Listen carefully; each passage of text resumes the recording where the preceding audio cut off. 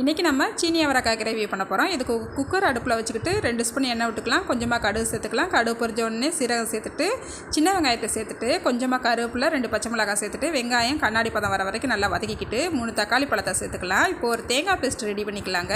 இப்போ இவ்வளவு தேங்காய் சில்லி எடுத்துருக்கேன். ஒரு 1.5 ஸ்பூனுக்கு எள்ளி எடுத்துருக்கேங்க.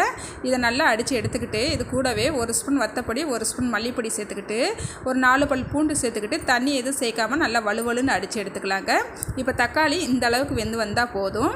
இப்போ இது கூடவே 1 ஸ்பூன் வத்தப்பொடி ஒரு 1/2 ஸ்பூனுக்கு மல்லிப்பொடி 1/2 ஸ்பூன் கரம் மசாலா சேர்த்துக்கிட்டு மசாலாவோட பச்சை வாசனை போகிற வரைக்கும் நல்லா வதக்கிக்கிட்டு இப்போ சீனி அவரைக்காய் 1/4 கிலோ எடுத்துருக்கிறேன். இதையும் சேர்த்துக்கலாங்க. இப்போ தேங்காய் பேஸ்ட்டை சேர்த்துக்கலாம்.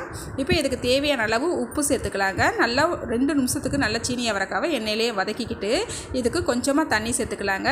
ரொம்ப தண்ணி சேர்க்க வேண்டாம். இப்போ மூடி வச்சு ஒரு விசில் விட்டு போதுங்க. நம்மளுக்கு சீனி அவரைக்காய் கிரேவி சூப்பராக ரெடி ஆயிருங்க. மேலே மல்லிச்செடி தூவி இறக்குனா போதுங்க.